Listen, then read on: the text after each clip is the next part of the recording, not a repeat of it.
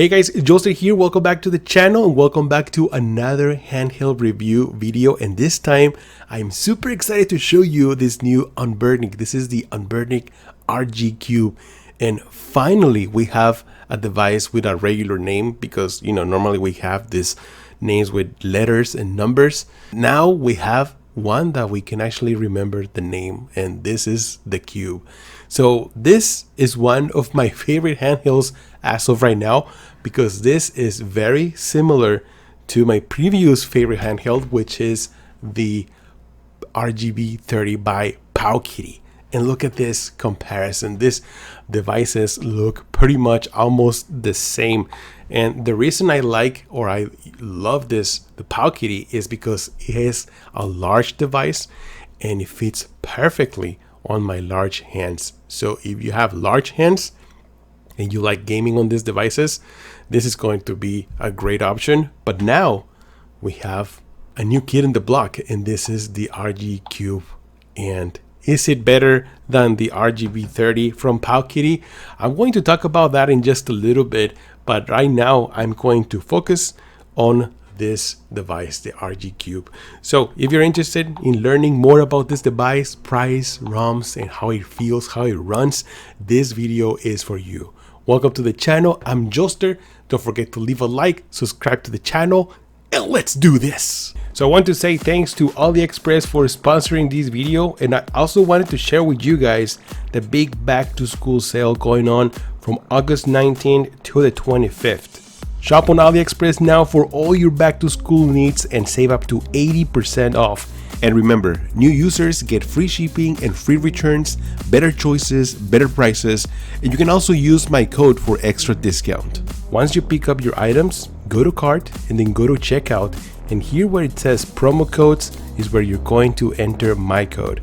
Then hit apply and you are set to go, my friend. They also accept all major credit cards, debit cards, PayPal, Google Pay, Apple Pay, Pay Now, Pay Later. I've been shopping on AliExpress for many years and I never had any issues with them.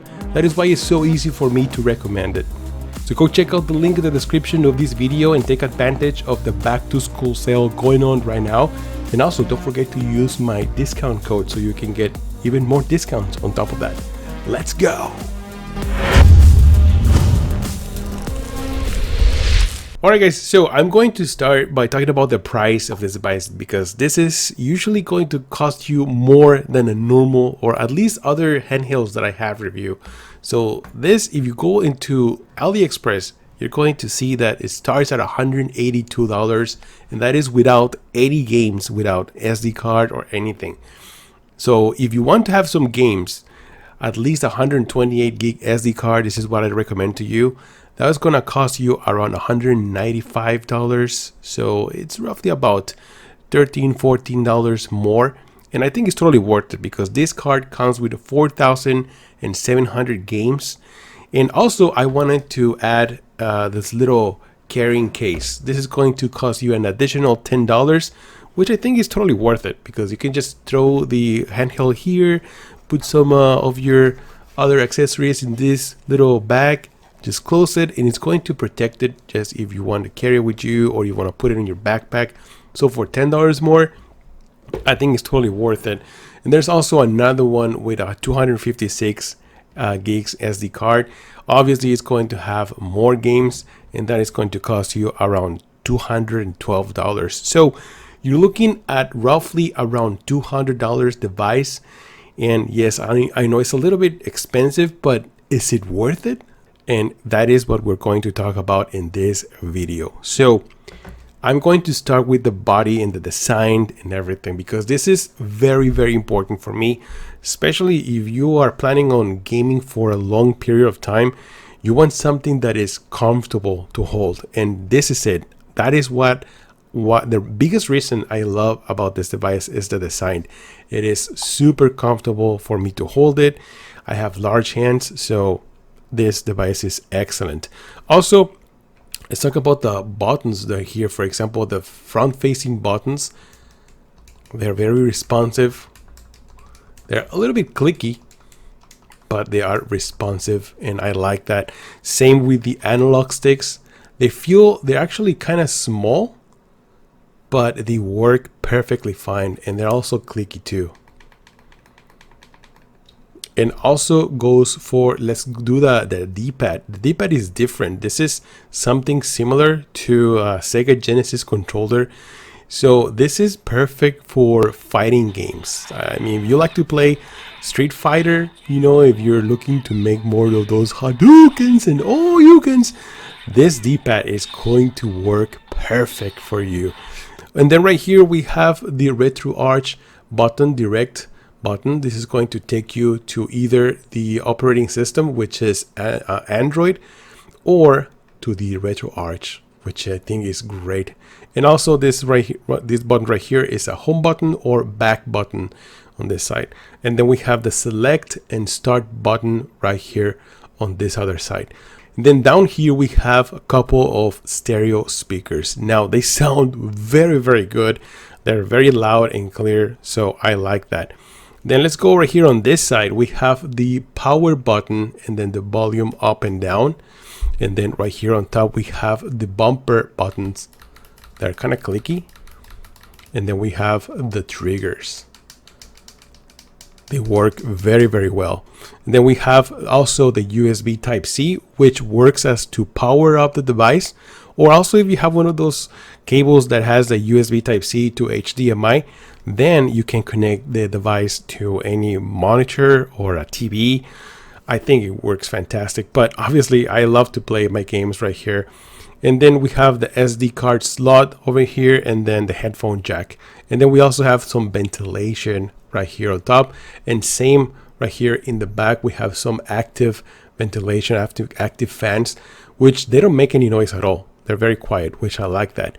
But the biggest design that I think is the best is this little bumpers right here, which is going to help you, you know, just to rest your fingers. And it also has this rubbery part.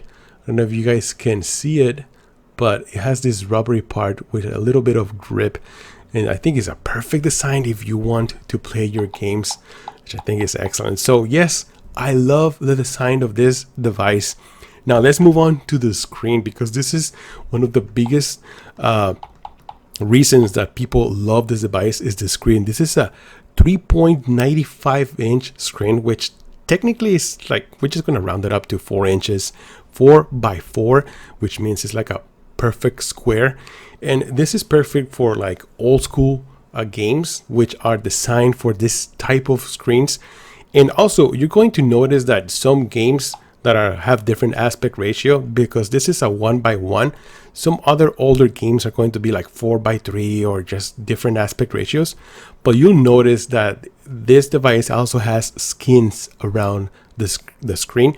So instead of looking at black bars around it, you're going to have skins, which I think is fantastic. I love it because some of the skins have, for example, like an old TV skin that is going to make you feel that you're playing in that old school TV. Or some other ones have this arcade that it makes you feel that you're at the actual arcade. So I think it's really nice what they're doing with the skins. I think you can also customize that, but I'm not really into customizing, but they're already available here out of the box, which is perfect. So yes, this is a beautiful IPS screen. Also, this is a 720p, which means that everything is going to look sharper and with more detail.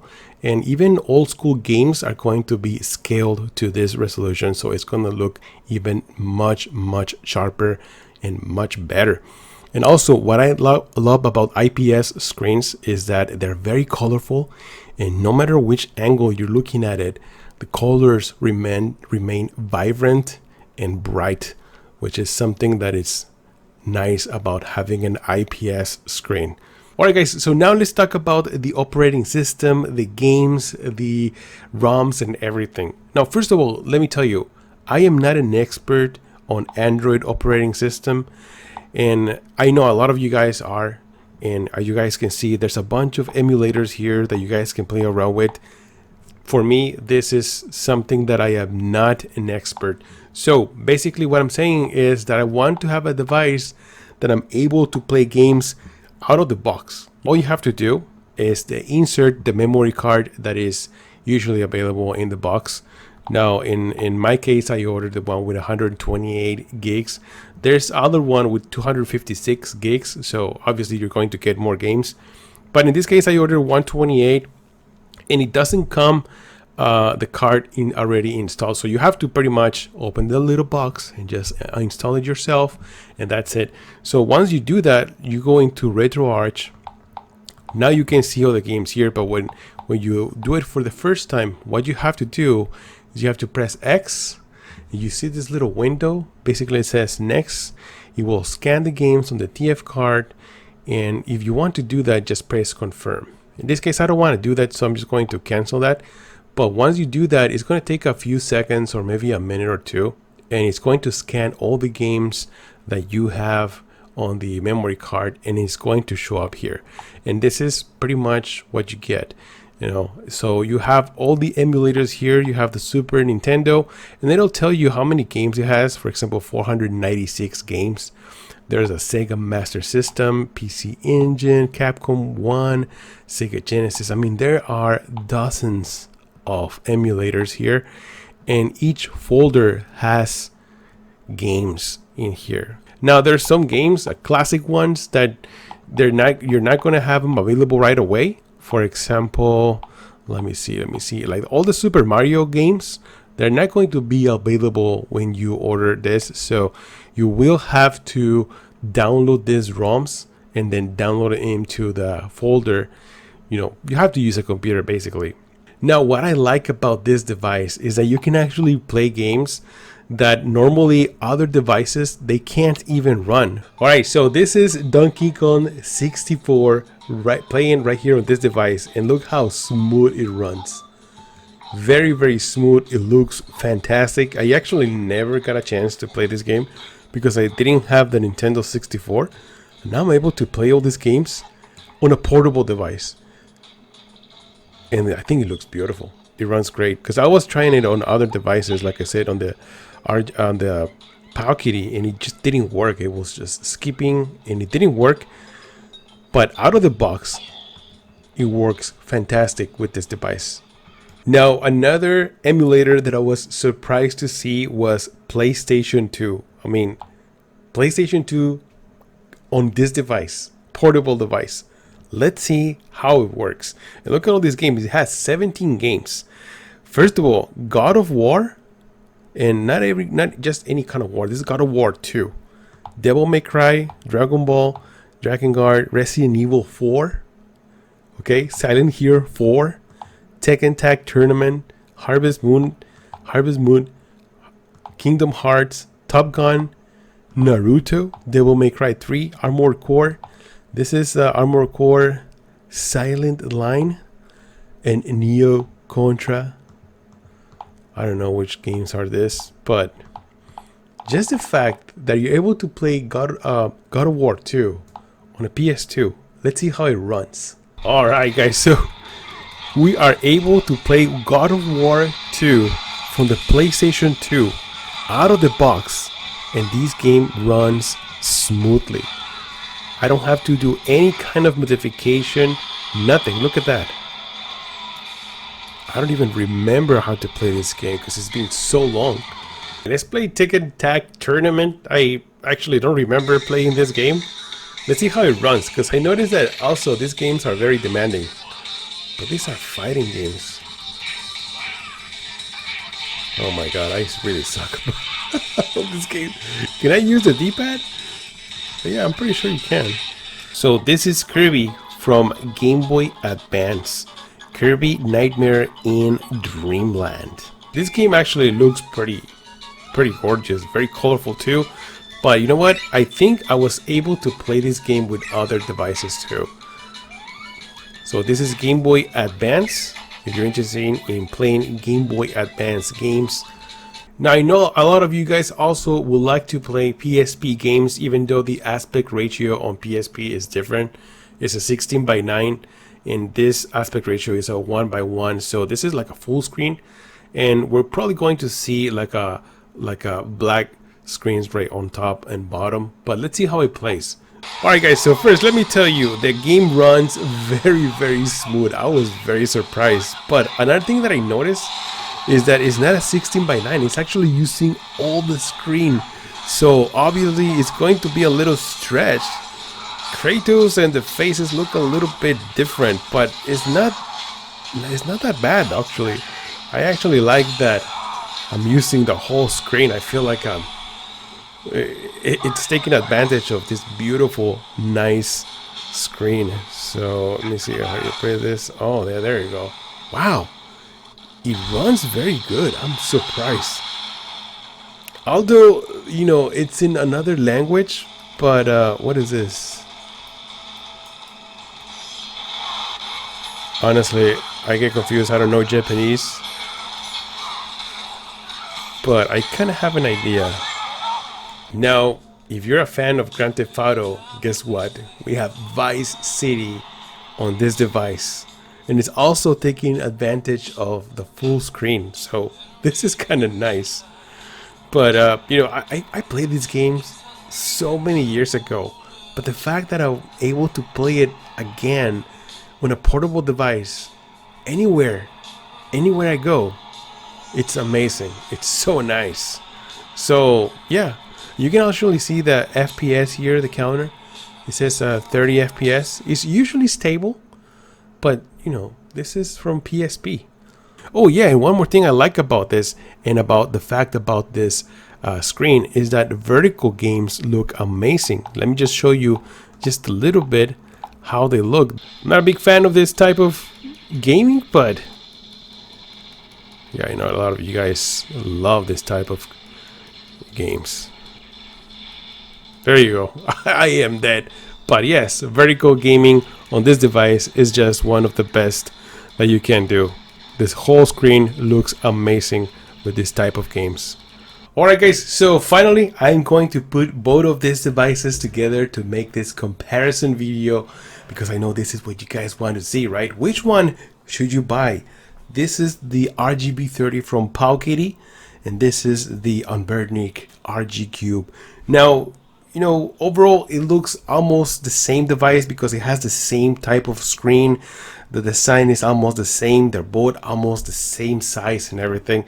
But one of the biggest differences between these two devices is the price. This one, the powkiddy RGB30, you're going to find it for around $75, $75, depending if you want a memory card with games and everything. And the RG Cube is going to cost you roughly around $200 with games as well. So the price difference it's a lot. You know, it's more than half that you're gonna get. You can maybe buy two of this and still not able to buy one of this. So is it worth the difference? And the answer I think is yes, because yes, even though they both look almost the same, have the same screen and everything, the RG Cube is capable of playing games that you cannot play with this, the powkiddy. For example, PS2 games, you know, PSP, most of the games PSP run very well. Nintendo 64 games, 3DS, Wii. So there are a ton of games or emulators that the RG Cube has that the powkiddy doesn't have. So that is a huge improvement. And also, you know, this device right here is way more powerful too. So that is the reason that it costs more. And also, this device runs Android, so you're also able to connect, you know, to the internet and even download. I haven't tried that, but you can download the cloud games from Xbox and just play cloud games because it's running Android in the background. So there are more advantages that you have with the RG Cube, but obviously, you know, the price difference, it's a lot. But how does it feel when you're playing games? Well, both of them feel very good, very comfortable. And what I like about the RG Cube, it has this grips right here, so it gives you a better grip when you're holding the device. Even though the RGB30, it fits better in my hands. If you have large hands, this device is excellent. It's gonna fit better, but I still like the RG Cube because it has this little grips right here in the back, and I also like the design of the bumper buttons and the trigger. It just feels better, look better. But there's one more thing I wanted to mention. So right here in the front buttons, the front face buttons, they both look great.